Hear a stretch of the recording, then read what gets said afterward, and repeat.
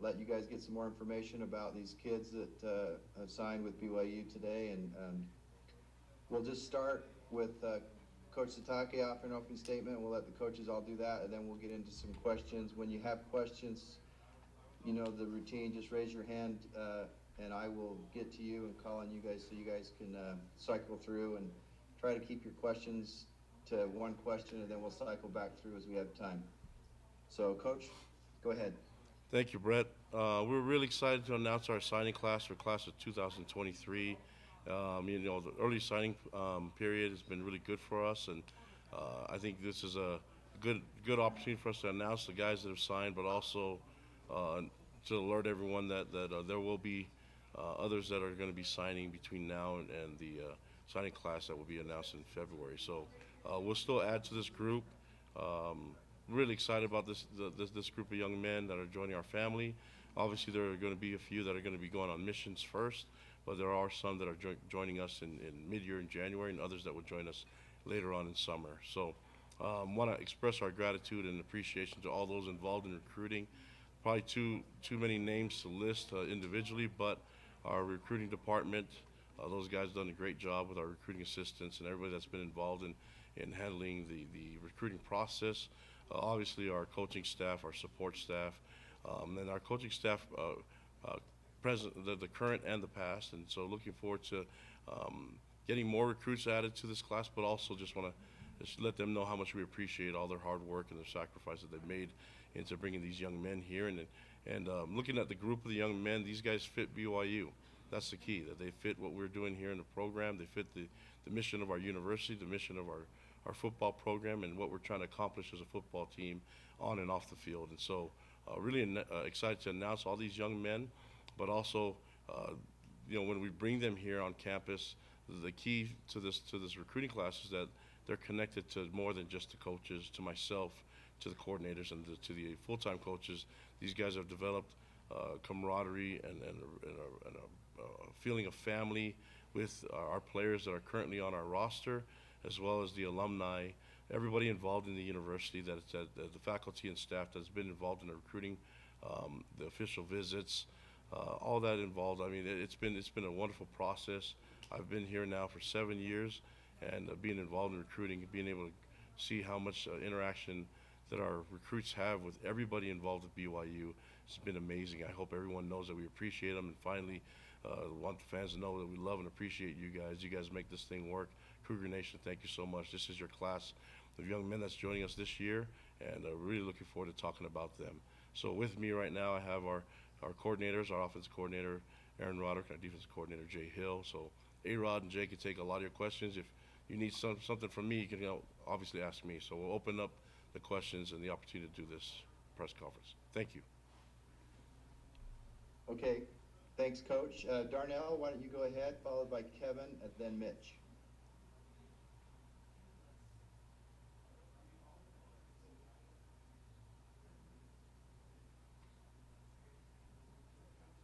You got us there, Darnell? Kevin, go ahead. Hey, Aaron, I had a question for you about Ryder Burton specifically. I'm curious, what was your first impression of him when you met him, and does he remind you of anybody that you coached in the past, quarterback-wise? Well, what I was impressed with most about him is just obvious arm talent. He, even when he was a young guy coming to our camps, and he came to every camp we've held in recent memory, he's a really smooth, effortless thrower, and he has a strong arm. He's accurate, fast release, all the things you look for in a thrower. He's a pure thrower, and that's what stood out from the start. And what was the second part of your question? Does he remind you of anybody that you've coached in the past, quarterback-wise? I try not to make too many comparisons like that. But I do think he's got a really quick release, compact throwing motion that, and he's accurate, and I think people are gonna enjoy watching him throw it. This question's for Jay. I'm curious, what was your role in maybe forming the relationships with some of these defensive recruits? How important was that to you once you took the job? So a lot of the recruits were already either committed or had long relationships with the coaching staff. my role was really just to come in and cement that and see if we could solidify some of the guys that were already committed. There were a lot of schools still trying to get in on some of these guys, and you know, at that point, you just try to get to know the family, get to know the kids, see if you can keep them cemented, and you know, continue to look for other guys as well. But most of the relationship was already there with the coaching staff. All right, we'll go with Jay Drew, then we'll try Darnell again. This question's for Kalani, but if any of the coordinators want to take a stab, that's fine.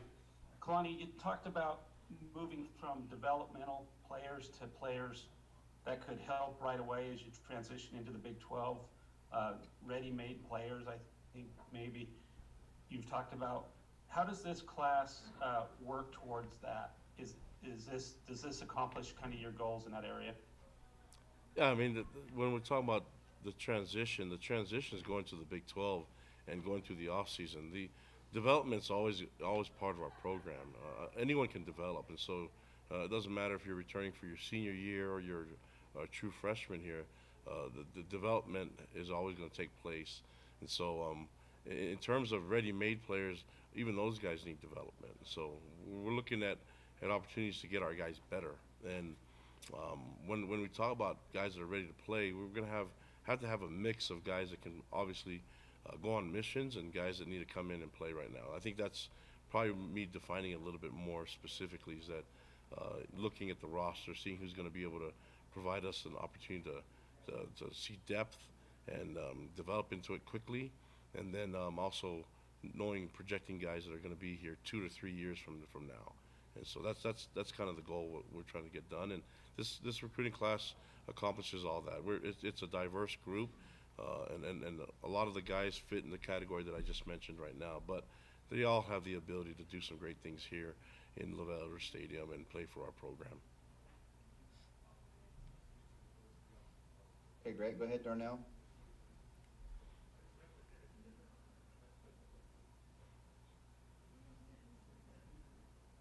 Okay, I don't know, Darnell seemed to have a little trouble there, so go ahead with Jake Hatch, followed by Sean Walker. Yeah, this question's for A-Rod. Aaron, when it comes to how you go about recruiting quarterbacks, kind of piggybacking off what Kevin asked earlier, what do you look for most when you look at a quarterback at the high school level? Accuracy is always right up there. You know, there's a lot to it, but a guy that can be accurate is number one priority. And then, you know, we're looking for someone who's a great leader, who has, you know, we like athletic ability. You know, I don't get too hung up on size. I think there's, you know, that can be a little bit overplayed sometimes, but accuracy and, you know, fast release, good decision maker, those things, a guy that can get the ball out of his hands and put it where he wants to put it. I mean, that's number one at playing quarterback.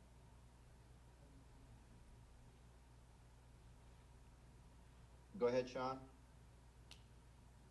This is probably a Kalani question, but again, kind of like Jay said, if the coordinators want to weigh in too, that's totally fine too. But how you guys have a couple of transfers obviously that are coming in this class, and maybe a few more that obviously you can't talk about right now. But what has kind of the transfer portal done in just changing how you guys sort of approach recruiting in the early signing period and that sort of thing? Has it had an impact on how you guys recruit high school talent, I guess? You guys want to jump in, or do you want me to take it? I can do that one. Yeah. I think you know, the portal. I think the portal is, you know, more. It's sort of like free agency. You know, your immediate needs. You know, those types of things. If there's a good player available that's a difference maker and they can fill an immediate need, then you look to the portal.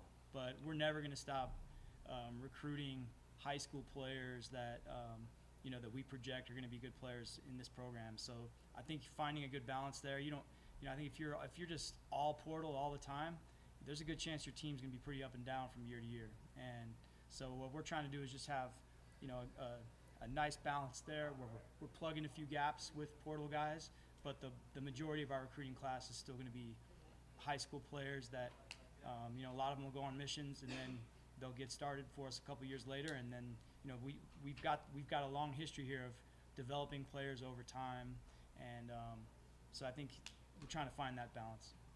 If you look at the portal, I mean, we've had really good success with the portal guys that we bring in, but there's some programs that have just gone complete portal recruiting only, and I think we're gonna, like A-Rod said, we're gonna be able to have that complement what we have on our team currently, and provide some competition, but they have to be the right fit. It's not just, and the fit to the team too. It's not just that on talent alone. The guys that we've recruited in this class fit exactly just like the guys that did with Puka and Samson and Caleb Hayes, and I mean Houston Hamuli, Kingsley. I mean all those guys fit exactly what we're trying to get accomplished here on and off the field. And so it's a good portal. Is really good for our program, so it's good for us to use it.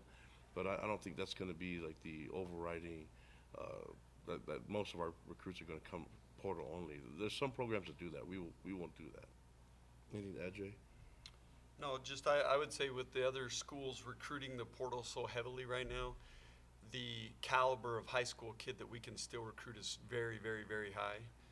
We just got to get the right ones here. All right, Kevin, go ahead, followed by Mitch.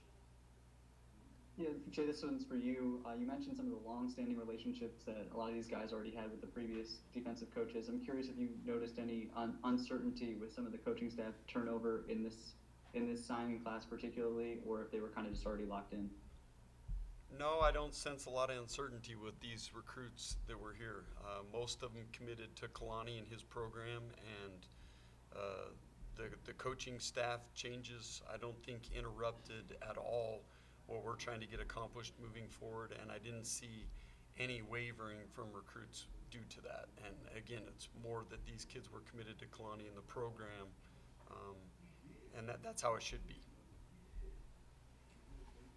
This question's for Aaron.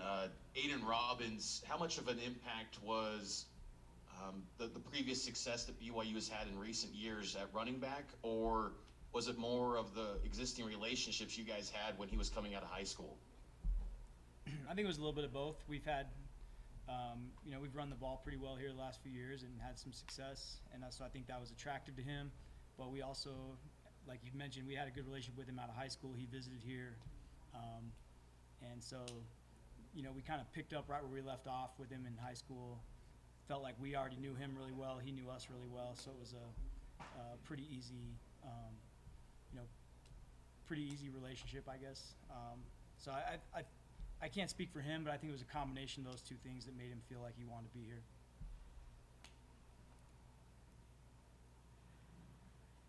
All right, go ahead, Sean, then Jake.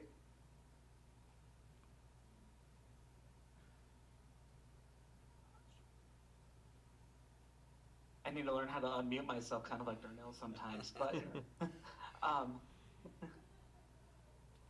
this is for Jay, for Coach Hill, because you mentioned that a lot of the guys were previously committed to this class, but it does seem like there are a lot of defensive players in particular in this group that are sort of that edge style, pass rushers, that kind of thing, very kind of well conditioned to a Jay Hill style of defense that we've lost at Weber State and that sort of thing. Did you kind of notice that with a lot of the players, like, hey, this is somebody that I can definitely work with as you were sort of re-recruiting them? Well, Kalani gave us the opportunity to come in and watch the guys that were committed and just make sure that they fit the style. And for years now, Kalani and I and A-Rod, we've seen eye to eye on the guys that we've recruited. We were together for 9 years, and we feel like we have a good eye for the recruits that we want, who fits the systems that we want to implement, and the recruits that were here will do that.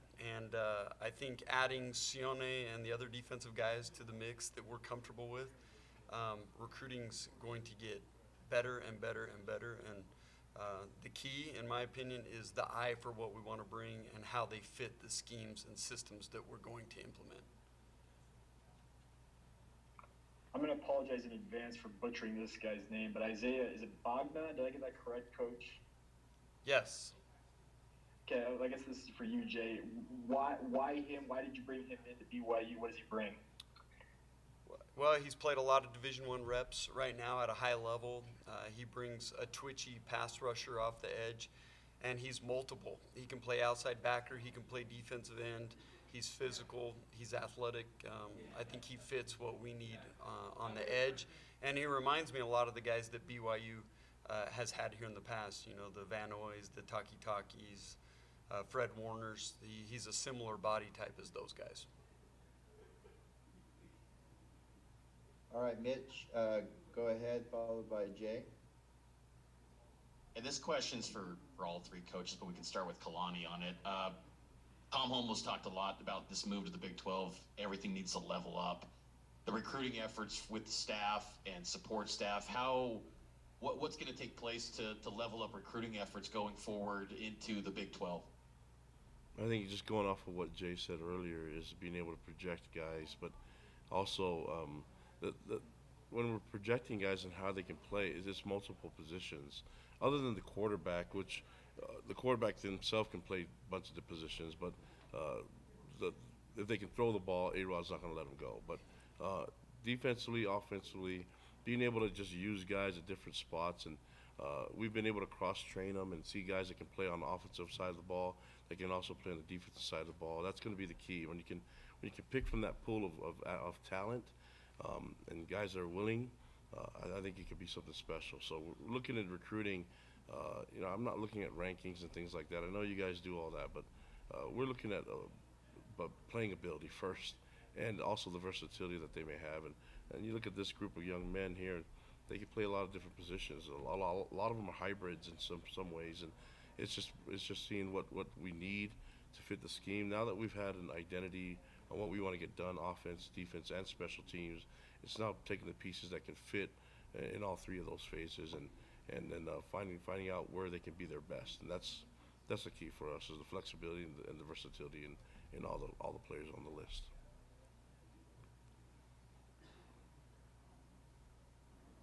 All right, go ahead, Jay. And then if there's other questions, we'll go with Jake after that. Any other questions, raise your hand. Kalani, not to throw a wet blanket on this, but there are some high-profile LDS kids that are going elsewhere.